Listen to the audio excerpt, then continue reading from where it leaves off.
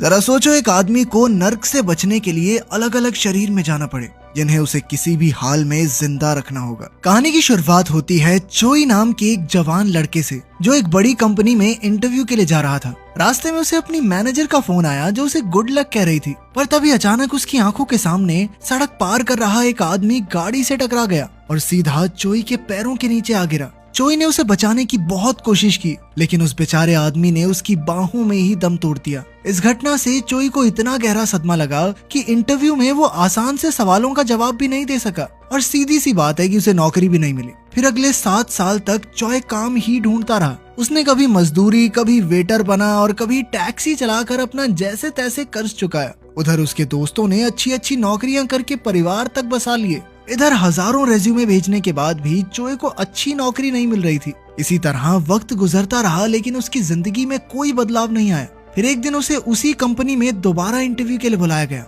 जहां वो 7 साल पहले गया था। जब मैनेजर ने देखा कि वो इतने साल से लगातार अलग अलग छोटे मोटे काम करके गुजारा कर रहा है, तो वो चोई की लगन से काफी प्रभावित हुआ। ये देखकर एक बार फिर चोई की उम्मीद जाग गई। लेकिन फिर थोड़ी देर बाद ही उसे खबर मिली कि जिस कंपनी में उसने पैसे इन्वेस्ट किए थे वो तो ठप हो गई है और उसका सारा पैसा डूब गया। ये सुनकर वो गुस्से से भर गया और सीधा इन्वेस्टर के घर जाकर गुस्से में उसका दरवाजा तोड़ने लगा। तभी पड़ोसियों ने उस पर पुलिस बुलवा दी। बेचारे चोई की जिंदगी में कुछ भी अच्छा नहीं हो रहा था। अब चोई हताश होकर अपनी मंगेतर जेनी के घर गया तो उसने देखा कि वो किसी दूसरे आदमी की महंगी गाड़ी से उतर रही थी। जब जेनी ने चोई को देखा तो उसने चोई की मदद करने के लिए उसे कुछ पैसे दिए, लेकिन चोई ने उससे नाराज होकर कहा कि वो उसे भूल जाए, क्योंकि वो नहीं चाहता कि जेनी अपनी जिंदगी एक नाकाम इंसान के साथ बिताए। फिर जब चोई वापस अपने घर पहुंचा तो उसने देखा कि उसका सारा सामान दरवाजे के बाहर पड़ा था। असल में मकान मालिक ने किराया न देने की वजह से उसे घर से निकाल दिया था। फिर अगली सुबह चोई को उसी कंपनी का मैसेज आया कि वो नौकरी के लिए भी सिलेक्ट नहीं हुआ।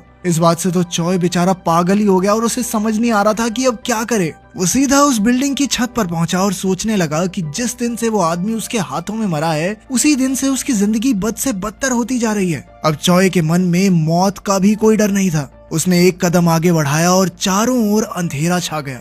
होश में आने के बाद चोई ने अपनी आंखों से पट्टी हटाई। उसने देखा कि वो एक एयरप्लेन में बैठा हुआ था। फिर उसने मॉनिटर पर देखा कि ये चेहरा उसका नहीं था, बल्कि वो किसी और के शरीर में आ गया था। तभी एक लड़की उसके सामने आई और उसका आखिरी खत पढ़ने लगी। उसने कहा कि चोई अब मर चुका है, लेकिन उसका ये मानना था कि मर जाने से इंसान के हिस्से का दर्द खत्म नहीं हो जाता। इसके बाद वो चोई को एक ऐसी जगह ले गई जहां वो असल में तकलीफ महसूस कर सके। इस वक्त वो दोनों एक ऊंचे टावर पर थे जहां नीचे से दर्दनाक चीखने चिल्लाने की आवाजें आ रही थी। उसने बताया कि वो मौत की देवी है और वो चोई को अपनी मौत का फैसला खुद करने के जुर्म में सजा देने आई है। इसके बाद उसने चोई को नीचे फेंक दिया और वो सीधा वहशी जानवरों से भरे एक दलदल में जा गिरा। चोई ने चीखते हुए इन राक्षसों का सामना किया और अचानक से वो वापस एयरप्लेन के कैबिन में पहुंच गया। फिर मौत की देवी हेल ने कहा कि अब सजा के तौर पर उसे 12 लोगों के जिस्म में जाकर 12 बार मरना होगा। अगर वो नर्क से बचना चाहता है तो उसे इन 12 मौकों में से किसी एक में जिंदा बचने की कोशिश करनी होगी। इससे पहले कि चोई कुछ कहता, हेल गायब हो गई।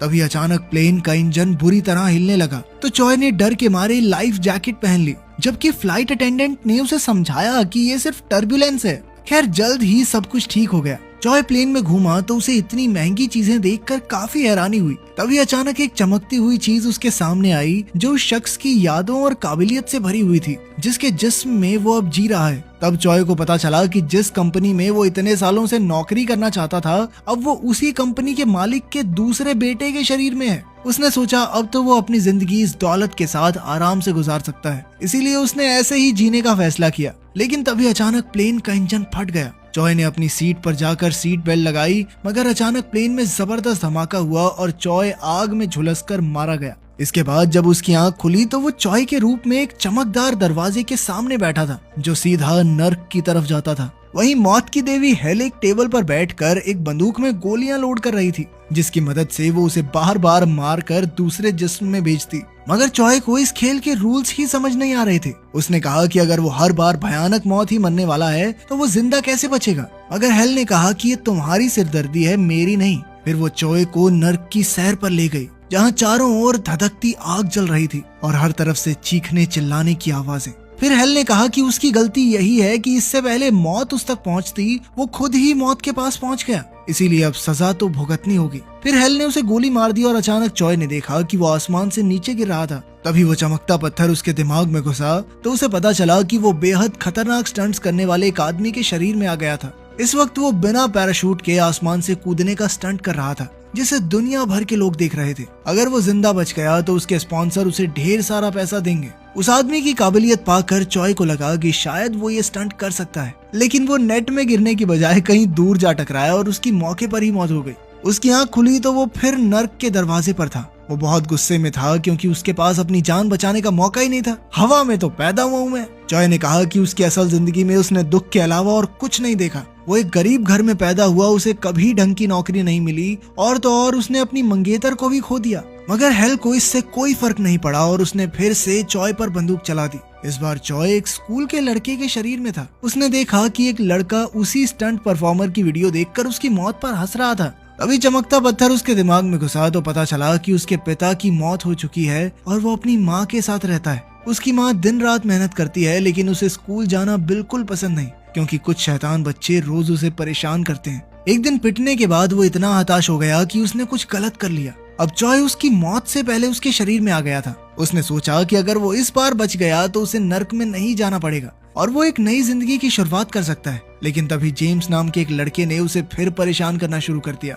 तब चॉय ने गुस्से में कुर्सी उठाकर उसे सबक सिखाना चाहा, पर जेम्स के साथियों ने उस पर हमला कर दिया और कोई उसकी मदद के लिए नहीं आया। बाद में चॉय ने सोचा कि बचने के लिए उसे किसी ताकतवर लड़की का सहारा लेना होगा। खैर, जब वो घर पहुंचा तो गरीबी की हालत देखकर उसे अपनी माँ की याद आ गई। जब वो उस लड़के की माँ के साथ खाना खा रहा था तो वो अपनी माँ की मजबूरियां याद करके रोने लगा। फिर शाम को उसे जेम्स का मैसेज आया जो उसे परेशान करके पैसे मांग रहा था। खैर, अगले दिन वो जेम्स के एक साथी से मिला तो उसने बताया कि जेम्स 11वीं क्लास के एक ताकतवर लड़के का दोस्त है और उसके दम पर ही वो सबको परेशान करता है। फिर लंच के दौरान जेम्स ने फिर चॉय को परेशान किया तो चॉय ने सबके सामने उसके सर पर नूडल्स गिरा दी। जेम्स ने गुस्से में अपने साथी को चॉय पर हमला करने को कहा, मगर उसने तो साफ इनकार कर दिया। असल में चॉय ने ही उसे बीच में आने से मना किया था क्योंकि अब वो सब कुछ खुद करने वाला था। उधर जेम्स 11वीं क्लास के लीडर टॉम से मदद मांगने गया तो टॉम अपनी गैंग के साथ चॉय को सबक सिखाने पहुंचा। लेकिन चॉय को देखते ही वो हैरान रह गया कि क्या जेम्स एक छोटे से लड़के से अकेला नहीं निपट सकता। इस पर जेम्स शर्मिंदा हो गया। जब टॉम ने चॉय पर हमला करने की कोशिश की तो वही जेम्स का साथी चॉय की मदद करने आगे आया। वही मामला खत्म हो गया और फिर चॉय ने ताकतवर बनने के लिए हर रोज कसरत शुरू कर दी। लेकिन जेम्स को उसके दोस्तों ने कुछ ज्यादा ही छेड़ दिया था कि पिद्दू से लड़के से पिट गया तू। और एक शाम उसे अकेला देखकर जेम्स ने एक पत्थर से उस पर हमला किया और उसकी जान ले ली। एक बार फिर चॉय की आंख नर्क के दरवाजे पर खुली और अचानक उसके सर में गोली लगी। इस बार वो फिर एक नए शरीर में पहुंचा जहां वो एक कुर्सी से बंधा हुआ था और उसके सर पर कपड़ा था। उसके आसपास मौजूद गुंडे उस पर अत्याचार करते हुए लड़की और पैसों का ठिकाना पूछ रहे थे। जैसे ही वो चॉय को हथौड़े से मारने वाले थे तो अचानक चमकता पत्थर उसके दिमाग में घुसा। चॉय को पता चला कि इस बार वो एक सीरियल किलर के शरीर में था जिसे अपने बॉस की गर्लफ्रेंड से प्यार हो गया था। उस लड़की ने भागने में उसकी मदद मांगी तो चॉय ने बॉस के $10 मिलियन चुरा कर लड़की को दिए और उसे एक सुरक्षित जगह पर छुपा दिया। लेकिन जल्द ही बॉस ने उसे धर दबोचा। खैर, चॉय ने जोर लगाकर खुद को आजाद किया और फिर बत्तियां बुझाकर सभी गुंडों की छुट्टी कर दी। फिर चॉय ने बॉस का चुराया हुआ पैसा ढूंढने का फैसला किया जिससे वो एक नई जिंदगी की शुरुआत कर सके। उसने दरवाजा खोला तो वो एक चलते ट्रक के अंदर था। अब वो एक मोटरसाइकिल लेकर भाग निकला और कई गुंडों का झुंड उसके पीछे पड़ गया। उन्होंने एक पुल पर उसे घेर लिया, मगर चॉय बड़ी चालाकी से उनके चंगुल से भाग निकला। मगर फिर भी कुछ गुंडे उसके पीछे आ गए तो वो सीधा एक बिल्डिंग की छत पर पहुंचा और वहां से एक पूल में जा कूदा। बॉस ने उसे तुरंत पकड़ने का हुक्म दिया। इधर चॉय भागकर समुद्र किनारे पहुंचा तो बॉस की गर्लफ्रेंड ने आकर उसे गले लगा लिया। जब चॉय ने उसे बताया कि सारे पैसे गुब्बारों वाली बोट पर हैं, तो अचानक लड़की ने उसे गोली मार दी। एक बार फिर से चॉय नर्क की चौखट पर गिरा हुआ था और हेल उस पर हंस रही थी। लेकिन चॉय भी इतना बेवकूफ नहीं था। असल में उसने लड़की को पैसों का असली पता बताया ही नहीं था और अब वो अगली जिंदगी में पैसे ढूंढेगा। इसके बाद वो एक जेल के कैदी के शरीर में आया जहां उसके साथियों ने उसे संभल कर रहने को कहा क्योंकि एक सरफिरा हत्यारा उसके रिहा होने के 4 दिन पहले ही उसे मार डालेगा। तभी वो सिरफिरा कमरे में आया तो चॉय ने देखा कि ये तो जेम्स था, वही लड़का जो उसे क्लास में परेशान करता था। उसे देखते ही चॉय गुस्से से आग बबूला हो गया और उसने जेम्स पर हमला कर दिया। खैर, उसके साथियों ने उसे रोका, तभी चमकता पत्थर उसके दिमाग में घुसा। चॉय को पता चला कि इस वक्त वो ऐसे लड़के के शरीर में था जो MMA फाइटर बनने के सपने देखा करता था, मगर उसकी माँ के सर पर बहुत ज्यादा कर्ज था जिसे चुकाने के लिए वो किसी अमीर ज़ादे का जुर्म अपने सर पर लेने को तैयार हो गया। उस वक्त उसकी उम्र 18 साल से कम थी, इसीलिए उसे सिर्फ 2 साल की सजा हुई। इसके बाद जब असली गुनहगार का वकील उससे मिलने आया तो उसने पूरी दुनिया को सच बताने की धमकी दी। इस तरह उसने अपना मुंह बंद रखने के लिए कुछ और पैसे मांगे। इधर जेल में अब चॉय ने जेम्स से कहा कि वो उसकी असलियत अब सबके सामने लाकर रहेगा, क्योंकि चॉय जानता था कि जेम्स कोई सिरफिरा नहीं बल्कि बच्चों को मारने वाला एक बुज़दिल है। फिर एक दिन वर्कशॉप में काम करते हुए एक हादसा हो गया, जिसके बाद गार्ड्स जख्मी कैदी को उठा ले गए। इधर कुछ गुंडों ने चॉय को घेर लिया और अचानक उस पर जानलेवा हमला कर दिया, मगर चॉय भी इस वक्त एक MMA फाइटर के शरीर में था और उसने एक एक गुंडे को अच्छा सबक सिखाया। फिर रात को वो जेम्स के पास पहुंचा और उसे सजा देने के लिए उसने मरे हुए लोगों की आत्मा अपने शरीर में लाने का नाटक किया। अब जेम्स ने स्कूल में जिस लड़के की हत्या की थी वो चॉय के शरीर में उसके सामने खड़ा था। उसने कहा कि वो जेम्स का पीछा कभी नहीं छोड़ेगा। ये सुनते ही जेम्स को डर के मारे दौरे पड़ने लगे। आखिरकार चॉय की रिहाई का दिन आ गया और चॉय की मुलाकात असली गुनहगार के वकील से हुई। वकील ने उसे और पैसे देने की कोशिश की, मगर चॉय ने इनकार करके कहा कि अब वो अपनी जिंदगी खुद बनाएगा। इसके बाद वो उसी समुद्र किनारे पहुंचा और उसने वही $10 मिलियन ढूंढ निकाले जो उसने अपनी पिछली जिंदगी में छुपाए थे। वो पैसे लेकर अपने घर पहुंचा और आगे की जिंदगी के बारे में सोचने लगा। खैर रात को उसे अपनी माँ का सपना आया और वो रोते रोते जाग उठा। फिर उसे MMA फाइटर की माँ का फोन आया और उसने उनसे मिलने का वादा किया। उसने पैसे आधे आधे करके 2 बैग्स में भरे, एक MMA फाइटर की माँ के लिए और एक बैग उसने स्टेशन के लॉकर में छुपा दिया। अब वो उस इलाके में पहुंचा जहां वो फाइटर रहता था, मगर अचानक किसी ने उसके पेट में चाकू घोंप दिया। चॉय को समझ नहीं आया कि उस पर यह हमला किसने किया। तब उस आदमी ने बताया कि वो उसी लड़की का बाप है जिसे उसने गाड़ी से उड़ा दिया था। तब चॉय ने उनसे माफी मांगी और सच बताया कि असली गुनहगार कोई और है। उसने तो बस चंद पैसों के लिए ये जुर्म अपने सर लिया था। ये सुनकर वो आदमी घबरा कर वहाँ से भाग गया। तभी अचानक उस फाइटर का जेल का दोस्त वहाँ पहुंचा, मगर तभी उसने खुलासा किया कि वो तो चॉय को मारने के मकसद से ही जेल गया था। अब उसे ढूंढकर वो काफी खुश था, क्योंकि उसे मारने पर अब इनाम भी मिलेगा। उसने एक ही झटके में चॉय के पेट में चाकू घोंप कर उसे मार डाला। तभी चॉय का फोन बजा और उस पर फाइटर की माँ का फोन आ रहा था। अब एक बार फिर वो हेल के सामने आ गया, मगर वो अपनी माँ को याद करके रोने लगा। हेल ने कहा कि वो इस बार भी नाकामयाब रहा,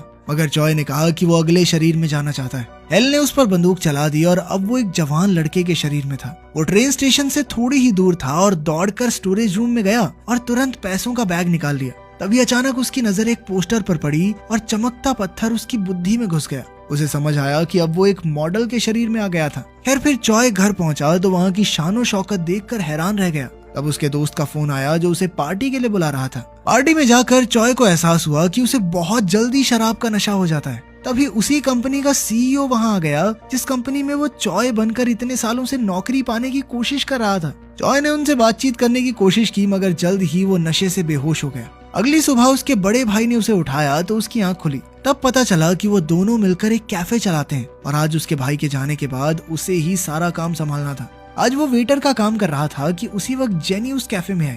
जब वो चॉय के रूप में जिंदा था तो जेनी उसकी मंगेतर थी। उसे देखकर चॉय की धड़कनें बढ़ने लगी और उसे अपना प्यार याद आया। उसे याद आया कि कैसे वो पहली बार जेनी से मिला था। उस दिन जेनी की किताब के पन्ने उड़ गए थे तो चॉय ने उसकी मदद की थी। फिर उसे याद आया कि कैसे उसने जेनी को आगे बढ़ जाने को कहा था, क्योंकि उसके हिसाब से वो 1 नंबर का निठल्ला था। जब चॉय के भाई ने देखा कि चॉय जेनी को देखकर घबरा गया था तो उसने चॉय को बताया कि जेनी एक मशहूर राइटर है।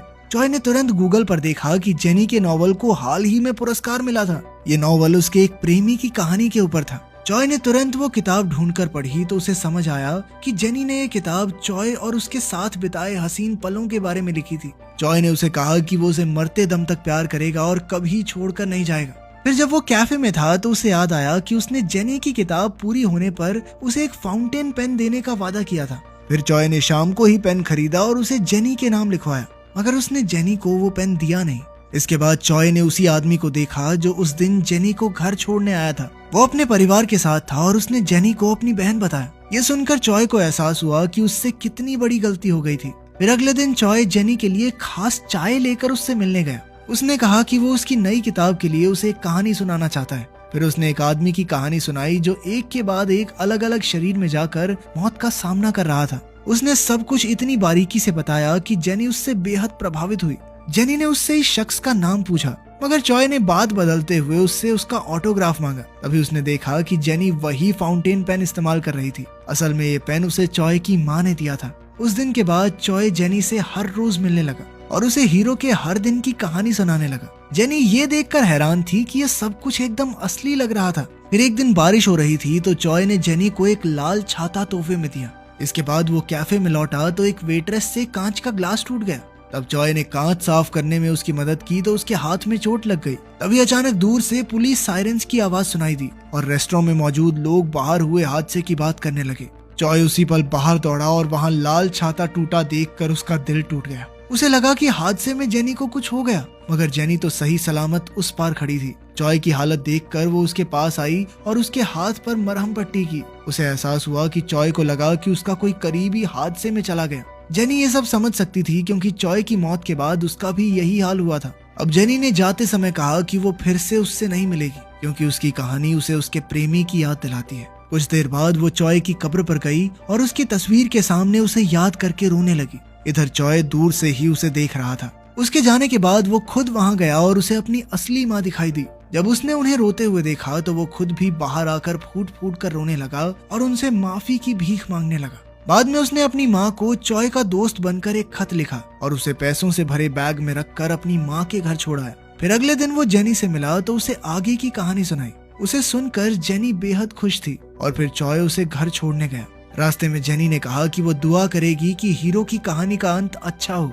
तब उसे याद आया कि जब चॉय वेटर हुआ करता था तो जेनी ने उसे अपने दोस्तों से मिलवाया था। उसे फर्क नहीं पड़ता था कि चॉय एक वेटर है क्योंकि उसकी नजरों में चॉय की मेहनत सबसे बढ़कर थी। लेकिन चॉय तो यही सोचता रहा कि जेनी उसकी मौत से उभर जाएगी। खैर अब चॉय को अपनी गलती का एहसास हुआ और उसने जेनी से तहे दिल से जाकर माफी मांगी। उसने कहा कि उसने हमेशा जेनी से ही प्यार किया है। फिर उसने जेनी को सब कुछ सच बता दिया कि वही असली चॉय है और उसके साथ जो कुछ भी हुआ वो एक कहानी नहीं बल्कि सच है। उसने वादा किया कि अब वो जेनी को छोड़कर कहीं नहीं जाने वाला। लेकिन तभी अचानक एक गाड़ी उसके सामने आ खड़ी हुई। उसमें उसी कंपनी का मालिक था जिसमें चॉय ने इंटरव्यू दिया था। और तब चॉय को एहसास हुआ कि जितनी बार भी वो अलग अलग शरीर में आया वो इस आदमी से किसी न किसी रूप में जरूर मिलता है। जब एयरप्लेन हादसा हुआ तो शायद उसमें इस आदमी का हाथ था। इस बार उसने जेनी पर गाड़ी चढ़ा दी और फिर चॉय को भी बेरहमी से मार डाला। कुछ ही समय में पुलिस ने वहां हुए हादसे के सारे सबूत मिटा दिए और इधर चॉय की आंख खुली तो वो फिर से नर्क के दरवाजे पर था। वो समझ गया कि हर बार उसके जिंदा ना बचने के पीछे उसी गाड़ी वाले आदमी का हाथ था। उसने गुस्से में आकर उसकी जान लेने की कसम खाई और फिर दौड़कर मौत की देवी हेल पर भी गोली चला दी। इसी के साथ ये कहानी खत्म होती है। जब अगला पार्ट आएगा तो उसकी भी वीडियो बना देंगे। तब तक के लिए बाय बाय। और अगर वीडियो पसंद आई तो सब्सक्राइब किए बिना मत जाना।